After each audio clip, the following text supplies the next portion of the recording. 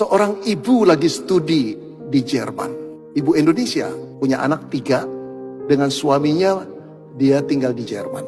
Dia berkata begini, pada kelas terakhir dia ngambil mata kuliah sosiologi. Dosennya memberi tugas, smiling, tersenyumlah. Nah, saudara, apa tugasnya?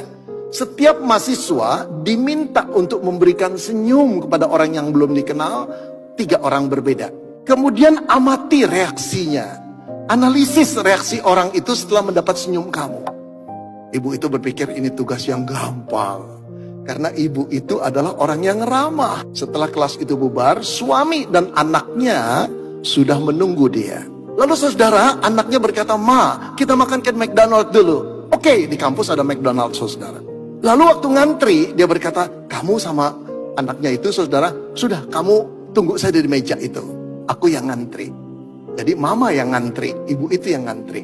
Saudara-saudara, pada waktu dia ngantri, tiba-tiba di belakang terdengar suara gaduh. Jadi dia nengok ke belakang. Orang-orang di belakang tuh menyingkir, saudara.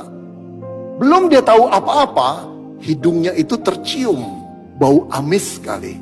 Bau yang menjijikkan. Begitu dia lihat ke belakang, ada 2 orang, katakanlah homeless. Ada 2 orang tunawisma. Baunya luar biasa. Semua orang menyingkir. Dia tertegun. Waktu dia lihat ke belakang, 1 orang pas di belakang dia agak pendek. 1 lagi normal. Tetapi orang yang tingginya normal itu matanya liar, tangannya geraknya liar. Dia tahu ini orang punya problem mental, deficiency mental. Lalu yang pendek itu rupanya penjaga orang yang punya deficiency mental ini. Dan ketika dia balik ke belakang, itu baunya menjijikkan sekali.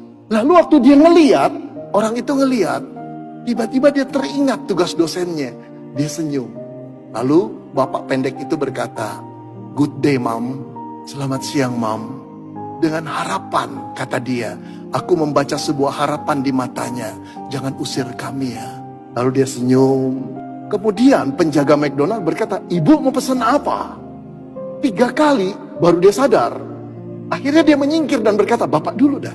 Silakan, kamu mau pesan apa?" Nah, bapak yang pendek itu, saudara, memesan secangkir kopi. Saudara-saudara, ibu itu melihat uang yang dibayarkan untuk kopi itu uang logaman. Berarti mungkin dia berpikir, ini sisa uang yang mereka punyai. Setelah itu dibawa kopinya ke meja sana. Mereka ada di meja paling pinggir supaya tidak ganggu orang dengan bau tubuh mereka. Saudara, ibu itu tiba-tiba dia katakan, "Hati saya dipenuhi belas kasihan." Tuhan berkata, "Tolong orang itu." Kemudian dia pesan, "Saya mau pesan 3. 1 paket besar, 2 paket personal." Ya. Kemudian setelah keluar, "Tolong paket besar ini untuk dia, suaminya dan anaknya antar ke meja suamiku. Yang 2 ini biar saya yang bawa." Lalu dia bawa ke 2 orang itu. 2 orang tunawisma itu, saudara. Lalu dia tepuk tangannya. "Hei, ini buat kalian ya. Terima ya, makan ya." Tiba-tiba kaget bapak yang pendek itu. Dengan berkaca dan gugup berkata, "Terima kasih ibu, kamu memperhatikan kami. Bukan aku yang memperhatikan kamu, tapi Tuhan yang berkata-kata untuk menolong kalian. Makan ya." Saudara-saudara, ketika dia hampiri meja suaminya dari tadi ngeliatin apa yang dilakukan istrinya. Ketika dia duduk, suaminya berkata begini, "Sekarang aku tambah paham kenapa Tuhan memberikan engkau jadi istriku. Supaya hatiku jadi lembut lihat kebaikanmu." Saudara-saudara, makan selesai. Tiba-tiba tamu yang lain setelah makan selesai, pada datang ke suami istri ini, menyalami. Ada yang berkata, "Terima kasih, hari ini engkau memberikan pelajaran kami bagaimana kami menjadi manusia." Ada seorang bapak berkata, "Lain kali Bu, kalau aku mendapat kesempatan melakukan perbuatan baik, aku akan ingat kamu, supaya aku tidak menyia-nyiakan." Setelah beres semua, suami istri dan anaknya ini pulang. Waktu mau keluar, dia menatap 2 orang itu. 2 orang itu sedang menatap dia.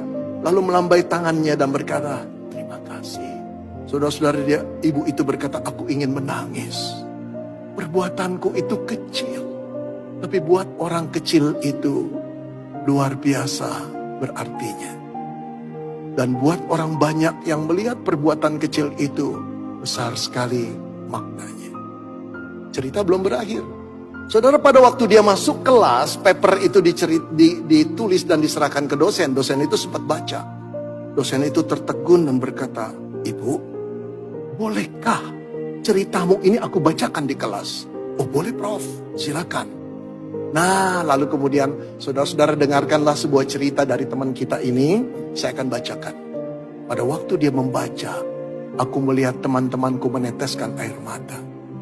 Lalu saudara, profesor itu menutup ceritanya dengan tulisan di dalam paper itu. Apa yang dia tulis? Dia tulis begini saudara. Allah itu Allah yang hangat dan kasih. Ketika kasihnya kita bagikan, maka kasih itu akan menghangatkan orang lain. Tersenyumlah